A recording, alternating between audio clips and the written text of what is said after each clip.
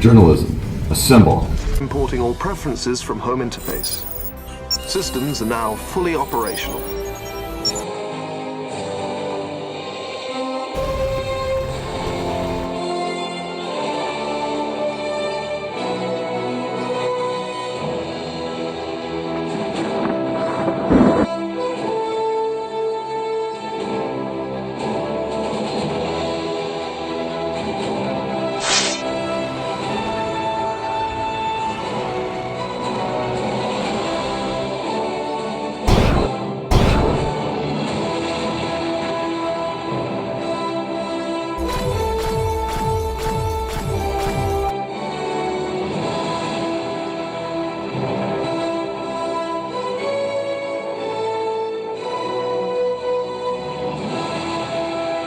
Wonder Twin powers unite!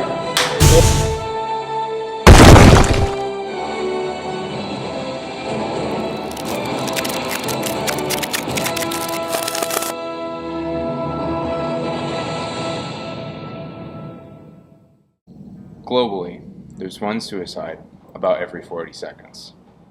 In the US, there's a suicide every 13 and a half minutes. Suicide is the third leading cause of death for people between 15 and 25. Males die by suicide 4 times as often as females, but females try 3 times as often. Everyone is affected by suicide.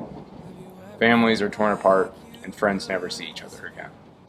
Though this is depressing, there are people out there who care and are trying to make a difference. Introducing the Find Your Anchor movement. The Find Your Anchor movement is a nonprofit suicide prevention company based out of California and Chicago. They produce the Anchor Box. This is a little blue box filled with inspiration, comfort, and support. Contained inside is a multitude of helpful things. So again here, let's see. Got a bracelet that says you are incredibly loved and to find your anchor. We have some cards here, 52 plus reasons to live. Let's see what we got here. There's a little card here, a little dog on it, says best friends. That's pretty nice. There's all sorts of good things in here. There's a card for contacting help. Nice little emblem sticker here. More help. Kind of got like a little poster. We have a little note from the company's owners here, stating how much you're cared for. Some more posters in here, and then we got a little badge you can wear. All of these things are designed to set up an anchor, something that a person could hold on to should they feel that they're not cared for enough or that no one loves them.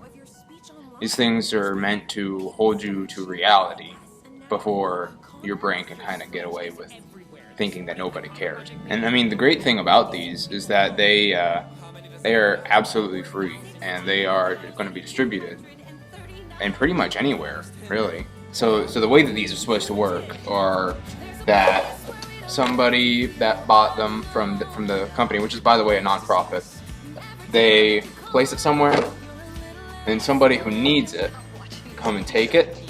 They take it home, and then when they no longer need it, they add something extra to it, something to help the next person who needs it. And then they can really put it anywhere. Know that people care about you.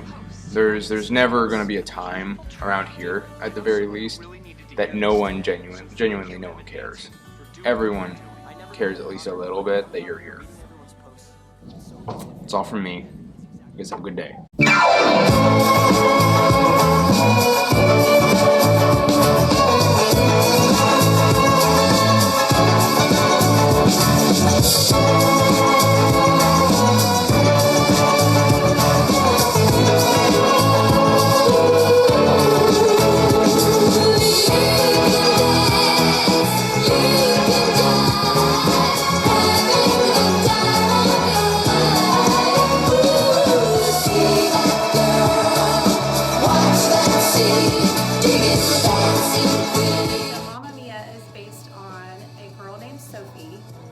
getting married and she's not sure who her dad is. So she invites 3 potential dads to her wedding, but doesn't tell her mother. My favorite part so far has actually been the cast and the crew and working with everybody. Everybody seems to get along really well and it's been fun.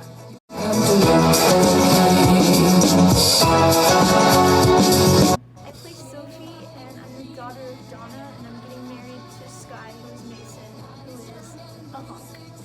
Sky, Sophie's fiance. Donna, Sophie's mom. And I'm Tanya. It's one of Donna's friends and one of the Dynamos. I play Rosie, which is Donna's best friend. I play Bill Austin. He is one of the 3 dads to Sophie. I play Harry Bright. He is a bit of a British man who could be Sophie's father.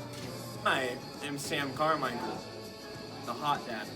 I am Lisa. I'm one of Sophie's friends. I'm Allie. She is Sophie's friend, so it's like the daughter's best friend.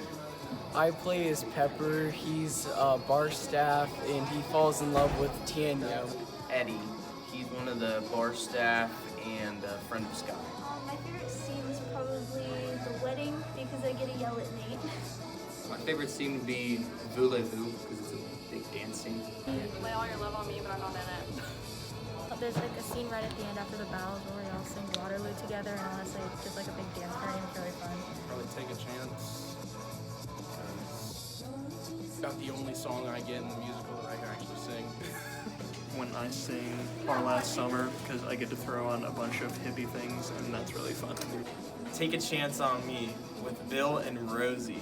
Really does your mother know. It's fun dancing and it's a fun song. My favorite scene is when we do Voulez-Vous. Lay All Your Love when they do all the scuba diving stuff because it's really sexy and fun. Lay all your love on me just because it's funny when you come on in our flippers. This year looks different by about $15,000 due to COVID. We're not able to have general admission. One of the other things is we've had to practice with our mask on.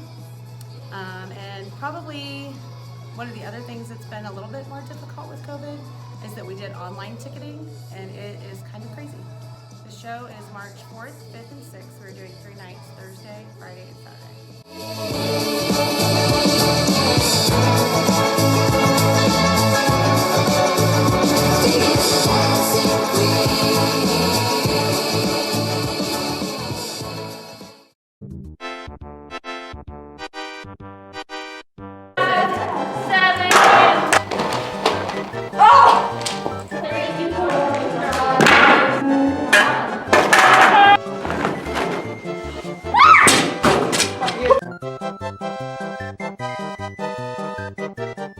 Our show this year is called Without You, and we're kind of showing what a clown would feel like after a circus is over and how they're kind of sad because they don't have an audience to perform to anymore. COVID has affected Winter Guard pretty much the same way it's affected everything else. I mean, our show is set different this year than we would normally do because we're making sure we stay our 6 feet distance that we normally wouldn't in a typical show. And, you know, we're obviously having to wear a mask the whole time and kind of during our performance. And other than that, I think we're getting through it really, really well and it's kind of normal. My favorite parts of instructing are pretty much watching each student come in and seeing the growth that they develop throughout a season or their 4 years of high school. I really enjoy kind of getting to know the kids and being able to see that growth that they show me. I just can't smile. I've been in it for, this is my first year. This is my second year. This is my first. 3 years, 5 seasons. And I've been 4 years and 7 seasons. This will be my 3rd year. This is my second year. 2 seasons. Brianna Chamberlain on one of our wastewater competition last year in Winter Guard. I apparently was being annoying. She yelled at me and told me to shut up because she was trying to sleep and I woke her up. Kayla giving me the most time sitting in the head with the flag award. I have the award in my book bag. Bus rides home, they get kind of crazy. When I had to, I was laughing so hard my eyes were watering and I was yelling my eyes are peeing. Let's just say steak and shake on the bus. Sadly, I've not experienced that, but I have to say tart painting. Brie.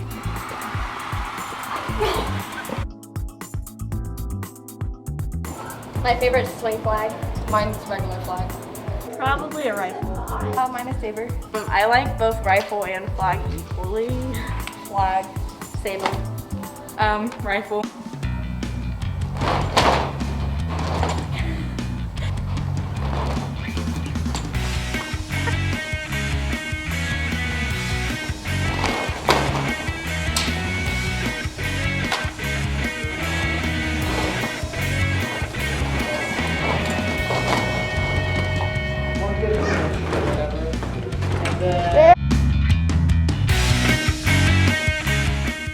Quiz Bowl is a competition between two teams that go head-to-head to answer questions from all areas of knowledge. The questions are asked from a wide range of academic topics. The contestants use a buzzer system to ring in to give their answer.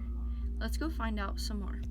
Quiz Bowl is kind of like a trivia contest where they ask questions and you buzz in for answers, and there's bonus questions, and it's kind of like a competition between two teams, and then you have like a tournament, like a wrestling tournament, and except you're answering questions about trivia and all kinds of different subjects. We do practice questions.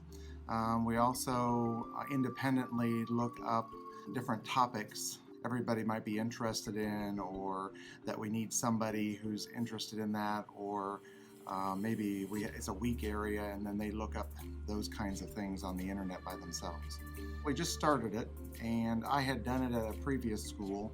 I did it at Sydney when I was teaching there, and so I like the idea. And basically the style of the questions, they become more complicated, and just the format of how it was set up. At Sydney we had like a little county league, but now with the one we have here, we have a CBC, like a regular schedule in the CBC, and then we also do tournaments. Why did you join Quiz Bowl? Well, I didn't know what Quiz Bowl was until Steinberger told me, but it allows me to give me like an outlet to kind of show off all my knowledge and kind of build friendships with all these people who have similar interests to me as well. Dylan told me to. And so did Stein, and like everybody was yelling at me about it.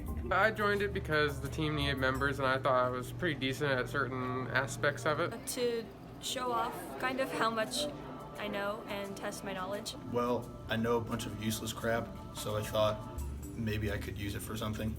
What is your best subject? Probably mathematics or science. For me, it's probably, I'm a very general person, so I have a lot of like general history, just general knowledge. My best subject is usually sports and history. English and literature. Probably literature or like pop culture. How do you prepare? I look at random books and I usually just peruse Wikipedia normally, like I do anyway. I go to the Quiz Bowl practices. Typically I go on Quizlet. There's tons of Quizlets on it, and so I just research on there, see what I can find. Looking at different Wikipedias and Quizlets. You don't. There's no way they could ask you about anything. Who do you think is the best on the team? Probably me, but Ben Oldigus does really well, and we have a lot of people who specialize in a lot of niche topics as well. Dylan by far. But Dylan Carter by far. He knows pretty much anything about geography. Dylan Carter. Dylan Carter. Have you learned anything new? I've learned a lot of just random, just small facts. Like last year we learned there's a religion that worships Walt Disney in Vietnam for some reason. I haven't retained anything new. You pick up a bunch of stuff about history, music, everything. It's usually pretty interesting. Kind of. Like Africa has a lot of countries.